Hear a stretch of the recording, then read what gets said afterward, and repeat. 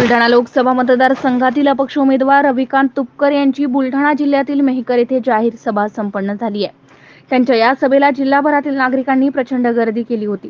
जनतेचा मिळणारा पाठिंबा पाहून विरोधकांच्या पायाखालची वाळू सरकल्याने ते मला बदनाम करण्याचा प्रयत्न करीत असून जनता विरोधकांचा खोटारडा डाव उधळून लावेल असा विश्वास अपक्ष उमेदवार शेतकरी नेते रविकांत तुपकर यांनी व्यक्त केला आहे. 19 एप्रिलला सकाळी मेहकर येथे रविकांत तुपकर यांच्या प्रचार रॅलीचे व सभेचे आयोजन करण्यात आले होते. या सभेला संबोधित करताना ते बोलत होते. मेहकर शहरातून काढण्यात आलेल्या रॅलीला तसेच त्यानंतर झालेल्या सभेला नागरिकांनी उत्स्फूर्तपणे प्रतिसाद दिलाय.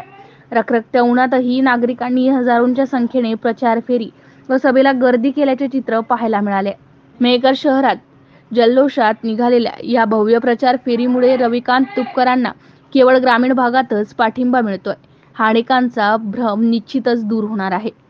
MCN न्यूज मराठी करिता प्रमोद मिश्रा, मेहकर.